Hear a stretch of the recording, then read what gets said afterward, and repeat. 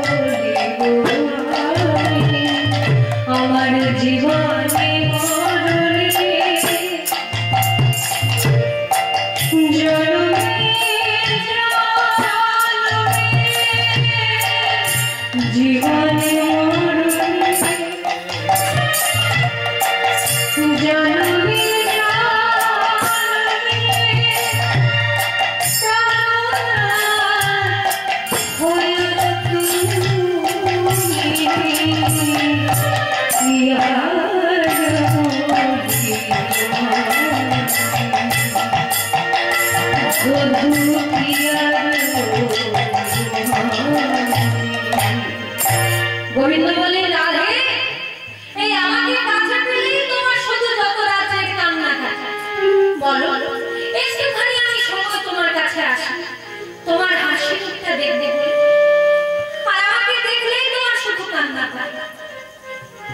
একটু মুচকি হেসে আমার দিকে তাকাও দেখি, আমার সঙ্গে একটু কথা বলো। যাবো মুখ তুলিয়া, যাবো মুখ তুলিয়া,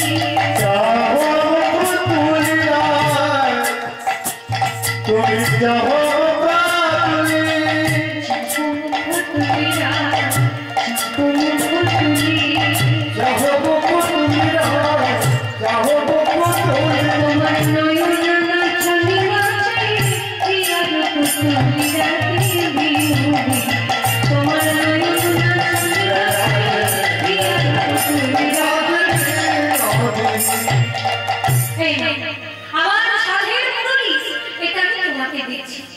লেখো লেখো সাধের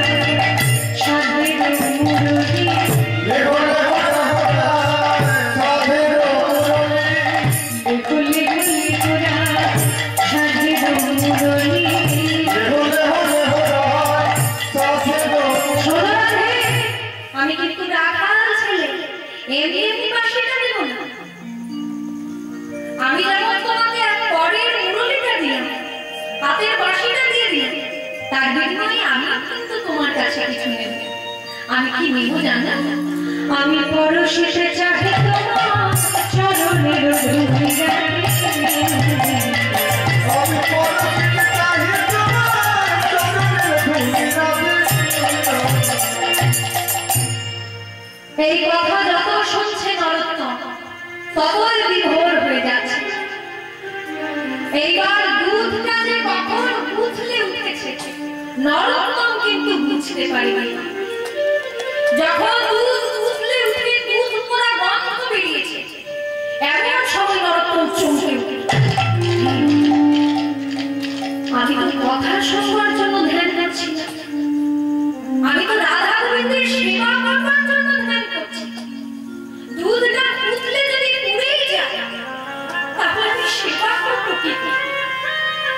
এই ভেবে নরোত্তম যেই না বড় দুধটা নামাতে গেছে, হাতে ফোঁসা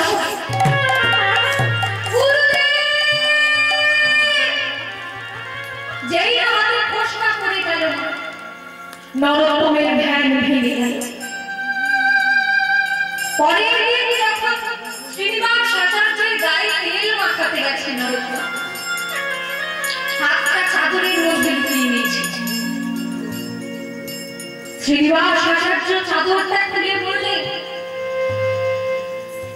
নরোত্তম হাতটা লুকিয়েছিস কেন রে? দেখি দেখি। যেই না চাদরটা খুলেছে, তোর হাতে ফোঁসা করলো কি করে? নরোত্তম বলে, ও গুরুদেব, ও গুরুদেব, তুমি তো আমায় কৃপা করে গোপী ভাবের সাধনা করতে বললে, কিন্তু গোপী ভাবে ডুবে গিয়ে আমি রাধা কৃষ্ণের কথা শুনতে গেলাম। আর কথা শুনতে গিয়ে ওদিকে দুধ উঠলে উঠল, আমি আর কৃষ্ণ সেবা করতে পারলাম না। গুরুদেব, আমি যে কৃষ্ণ সেবা যোগ্য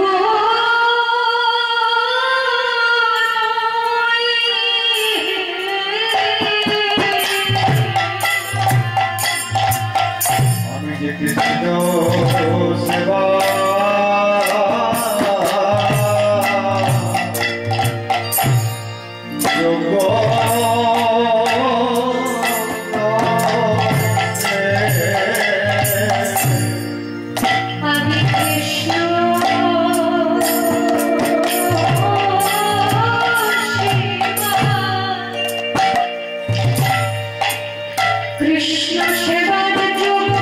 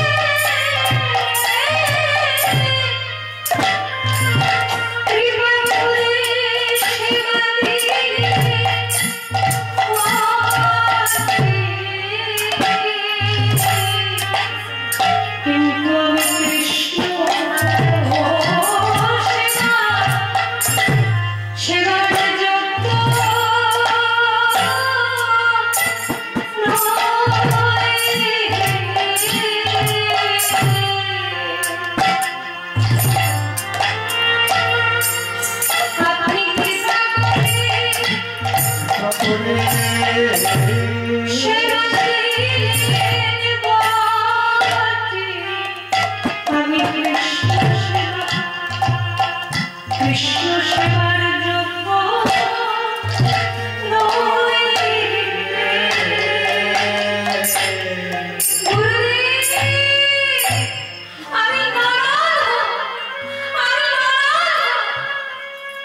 শ্রীনিবাস আচার্য বললেন, ওরে নরোত্তম, তুই হলি সত্যিকারের নরোত্তম।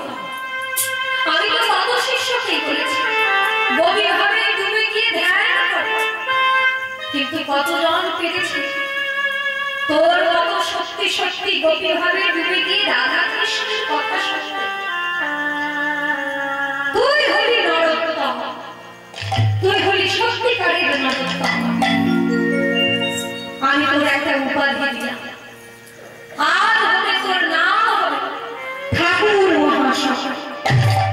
বৈষ্ণব জগতে এই ঠাকুর মহাশয় বলতে একজনকেই বোঝাই পাই, তিনি হলেন নরোত্তম দাস ঠাকুর মহাশয়। তুই এবার বাংলায় ফিরে যা। বাংলায় যখন নরোত্তম ফিরে এলো, হাজার হাজার মানুষ তার কাছে ভিক্ষা নিতে শুরু করলো। এমনকি ব্রাহ্মণরাও তার কাছে ভিক্ষা নিতে লাগলো। তিনি নিজে ব্রাহ্মণ নন, কিন্তু অনেক ব্রাহ্মণ শিষ্য তার চরণে শরণাপন্ন হয়েছে। ধ্যান করতেন, একদিন দুদিন তিন দিন ধ্যান ভাবত না, এমন দিন হয়েছে। একবার এমন 7 দিন ধরে ধ্যানে মগ্ন, ধ্যান আর ভাবছে। এইবার দুষ্ট লোকেরা অপপ্রচার করল, বেটা নরোত্তম নিজে ব্রাহ্মণ না হয়ে ব্রাহ্মণদের ধরে ধরে দীক্ষা দিয়েছে। ওই পাপে বেটা কথা বন্ধ হয়ে গিয়ে মারা গেছে। আরো শিষ্যরা বলে বেড়াচ্ছে, গুরুদেব আমার ধ্যানে মগ্ন, সেখানে নরোত্তমের দেহটাকে চিতায় দিল, নইলে নরোত্তমের দেহ রোগ ব্যাধি ছড়াবে এই সমাজ। নরোত্তমের দেহটা যখন চিতার উপর তুলে দেওয়া হলো, ব্রাহ্মণ শিষ্য নরোত্তমের চরণে শরণাপন্ন হয়ে কাঁদছে, গুরুদেব আপনি গভীর ধ্যানে মগ্ন, আর দুষ্ট লোকেরা অপপ্রচার করছে। আপনি নাকি কথা বন্ধ হয়ে গিয়ে মারা গেছেন। আপনি ধ্যান থেকে ফিরে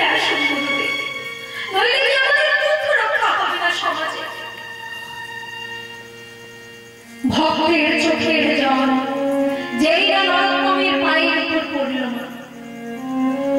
7 দিন পর নরোত্তমের ধ্যান ভাঙল চিতার আশা। 7 দিন পর নরোত্তমের মুখ থেকে কথা বেরোয়। দুষ্ট লোকেরা যারা নরোত্তম সম্পর্কে অপপ্রচার করছিল তারা সকলে নরোত্তমের চরণে শরণাপন্ন করল। চিতার আসনে নরোত্তম গাইছে, কবে আর গৌরাঙ্গ বলিতে হবে পুলক শরী, নিরাময় গৌরাঙ্গ বলিতে হবে পুলক শরী, গৌরাঙ্গ বলিতে হবে পুলক শরী, গৌরাঙ্গ বলিতে হবে পুলক শরী, হরি হরি বলিতে হরি হরি বলিতে নয়নে বলে, হরি হরি বলিতে হরি হরি বলিতে নয়নে বলে, আরে বলে তাই যাবে মধুরা বলিতে, ওরে বলে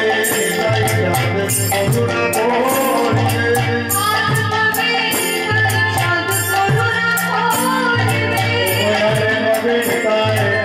মধুরা বলিতে, ওই সংসারে বাসনা বলে হবে রোহাবে, ওই সংসারে বাসনা বলে হবে রোহাবে,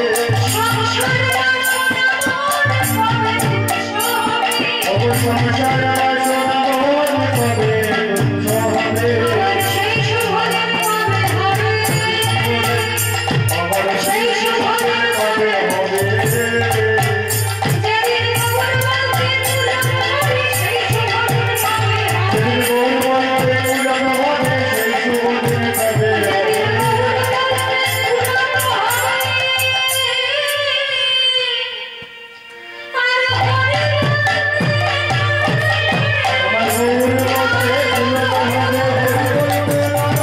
গৌর বলবে পুলক হবে, গৌর বলবে পুলক হবে,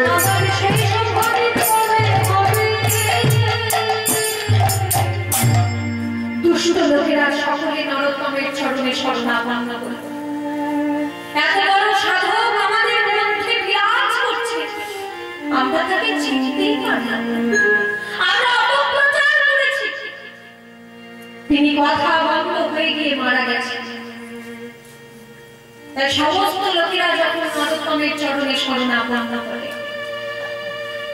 নরোত্তম ভক্তদের বললেন, শোনো ভক্তগণ, আমার দেহ থেকে যখন এই প্রাণ বায়ুটা বেরিয়ে যাবে তখন আমার দেহটা তোমরা যেন কেউ আগুনে পুড়িয়ে দিয়ে দাও।